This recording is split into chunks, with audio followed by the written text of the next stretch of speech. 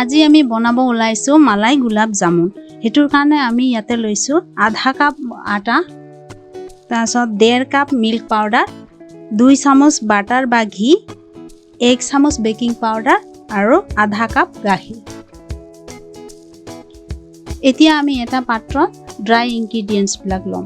প্ৰথমতে আটাখিনি ললো, তাৰপাছত মিল্ক পাউডাৰখিনি ললো, মিল্ক পাউডাৰ, তাৰপাছত বেকিং পাউডাৰখিনি তাতে মিক্স কৰি এইকেইটা ভাল কৰি আগত মিক্স কৰি লম। আমি যিকোনো বস্তু বনোৱাৰ সময়ত প্ৰথমতে ড্ৰাই ইনগ্ৰেডিয়েন্টছ বিলাক ভালকে মিক্স কৰিব লাগে। আমি এই ড্ৰাই ইনগ্ৰেডিয়েন্টছ বিলাক ভালকে আগত মিক্স কৰি লম। তাৰপাছত এতিয়া বাটাৰ বা ঘি, ইয়াতেতো মই ঘি ব্যৱহাৰ কৰিছো। এই ঘিখিনি সেই ড্ৰাই ইনগ্ৰেডিয়েন্টছৰ লগত ভালকে মিক্স কৰিম।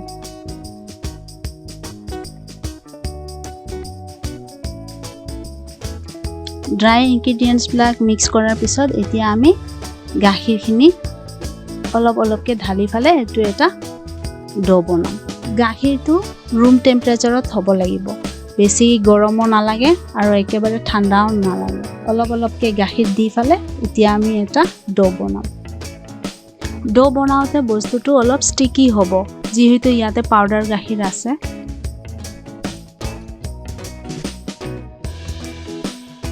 এতিয়া আমি এইটো 6 বা 7 মিনিট লৈকে এইটো ঢাকি থম।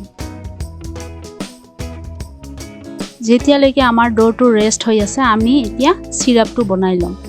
সিৰাপটো বনাবৰ কাৰণে ইয়াতে মই লৈছো 2 কাপ পানী। এতিয়া এইটো আমি গৰম হ'ব দিম।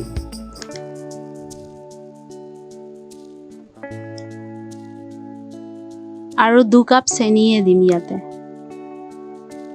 পানী আৰু চেনিৰ পৰিমাণটো একে হ'ব। যিমান পৰিমাণৰ পানী হয় সিমানে চেনিও দিব আৰু 2টা এলাইচি। আৰু ইয়াতে 1 চামুচ গোলাপ জল দিছো। এতিয়া এইকেইটা লৰাই থাকিব যেতিয়ালৈকে চেনিটো গলি নাযায়।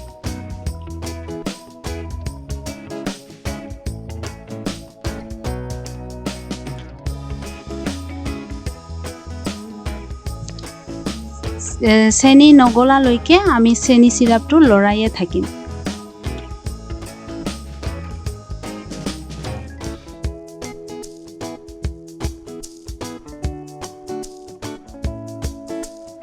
আমাৰ ডোটো 6-7 মিনিট হৈ গ'ল ৰেষ্ট হোৱা। এতিয়া আমি এই ডোটো অলপ হাতত তেল লগাই ল'ম, যিহেতু এইটো ষ্টিকি। তাৰপাছত এইটো অলপ সানি ল'ম ভালকে। অলপ বেছিকে মাসাজ কৰিব নালাগে, অলপ এইটো মাসাজ কৰি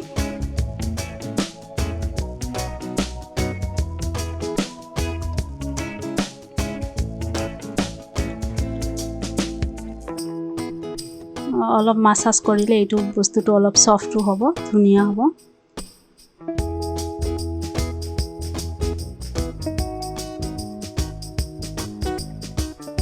এতিয়া এইটো আমি ভিজা কাপোৰেৰে ঢাকি দিম। ঢাকি দি এতিয়া আমি সেইটো শেপ বনাম। আপোনালোকৰ যেনেকৈ ইচ্ছা শেপ, মই ইয়াতে সিলিন্ড্ৰিকেল শেপ দি আছো। আপোনালোকে গোলকেও বনাব পাৰে। এইটো আপোনাৰ হাতত লাগি ধৰিব, গতিকে তেল লগাই ল'ব।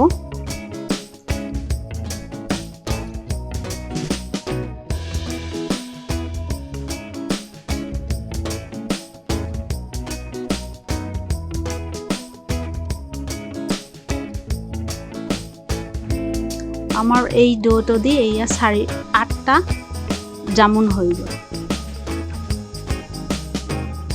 এতিয়া আমি তেলটো গৰম হ'ব দিম। তেলটো পুৰা গৰম হোৱাৰ পিছত ফ্লেমটো কমাই ল'ব। তাৰ পিছতহে আমি এতিয়া জামুনবিলাক এটা এটাকে তেলত দিম। গোটেই জামুনকেইটা একেলগে নিদিম, এটা এটাকে দিব লাগিব যাতে লাগি নধৰে। আৰু ফ্লেমটো লওতে ৰাখিম। লো ফ্লেমতে কৰিব লাগিব নহলে ভিতৰটো নিহিজিব আৰু চাব যেতিয়া তল ফালটো ভালকে হৈ গৈছে তাৰ পাছতহে এটো আমি এটা এটাকে উল্টাম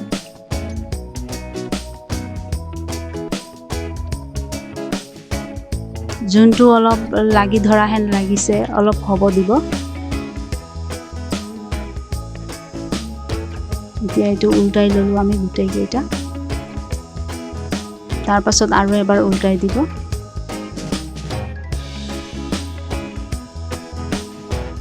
হৈ গল এতিয়া আমাৰ এটো ভাজাৰ পিছত এটো আমি এতিয়া গৰম সিৰাপটো যে আমাৰ যদি ঠাণ্ডা হৈ আছিল তেনেহলে হেতু আকৌ গৰম কৰি লব এই গৰম সিৰাপতে এই গৰম জামুনখিনি আমি এতিয়া তাতে দি দিম এতিয়া এইটো আমি 3-4 ঘণ্টা ৰেষ্ট হ'ব দিম এটো ঢাকি ফালে হেনেকাই থৈ দিব 3-4 ঘণ্টা 3-4 ঘণ্টা আমাৰ হৈ গল এতিয়া চাওক আমাৰ জামুনটো ধুনিয়াকে ফুলি উঠিছে এতিয়া আমি গুটেই জামুন কেইটা এই ড্ৰেইন কৰি লম এতিয়া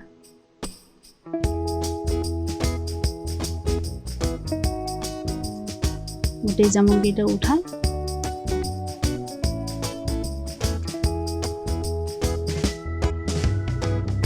এই এনেকাকে উঠাই ফেলে 5 মিনিট মান থৈ দিম যাতে সিৰাপখিনি ভাল কৰি পৰে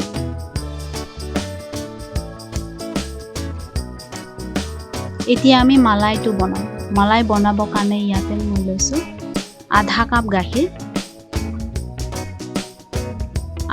গাখীৰ আৰু ইয়াতে আধা কাপ মিল্ক পাউডাৰ দুয়োটাই এতিয়া লো ফ্লেমত এইটো আমি লৰাই থাকিম এইটো ভালকে লৰাই থাকিব লাগিব নহলে বস্তুটো গুটা খাব এইটো লো ফ্লেমতে লৰাই থাকিলে বস্তুটো স্মুথ হ'ব যেতিয়ালৈকে এইটো ডাট নহয় তেতিয়ালৈকে আমি এইটো লৰাই থাকিম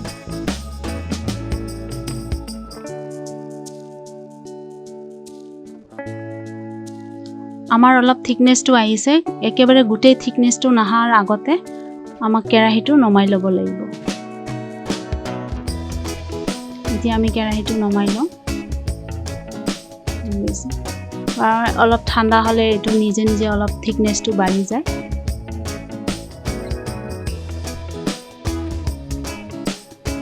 ঠাণ্ডা হৈ গল আমাৰ এটো ঠাণ্ডা হোৱাৰ পাছত এতিয়া আমি এটো এটা পাইপত ভৰাই লম আপোনালোকে নিজেও বনাই ল'ব লাগিব বনাব পাৰে এটো মোৰ কেকৰ ডেকোৰেশনৰ পাইপ হয় এটো ক্ৰীমখিনি আমি গুটেই ভৰাই লম আমি মালাইখিনি পাইপিং বেগত ঘুমাইছো এটো আমি যেহেতু এটো মালাই জামুন বনাই আছো এই ক্ৰীমখিনি আমি জামুনত এতিয়া দিব কাৰণে আমাৰ সুবিধা হ'ব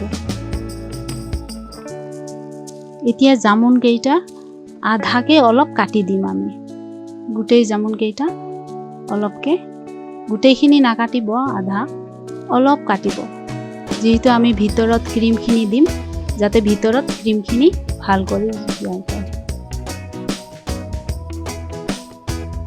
এতিয়া আমি পাইপিং বেগ দি ক্ৰীমখিনি ভিতৰত দি দিম আধা যে কাটিছো জামুন কেইটা গুটেইবিলাক আমি ক্ৰীম দি ফিল আপ কৰি দিম বাহিৰত অলপ উলালে বেয়া নালাগিব ভালে লাগিব কিন্তু ভিতৰত যাতে ভালকে ক্ৰীমখিনি যায় পায়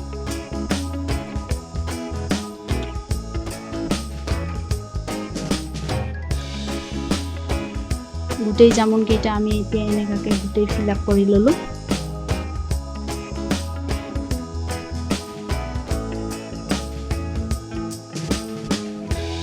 এয়া আজি আমাৰ মালাই গুলাব জামুন হৈ গল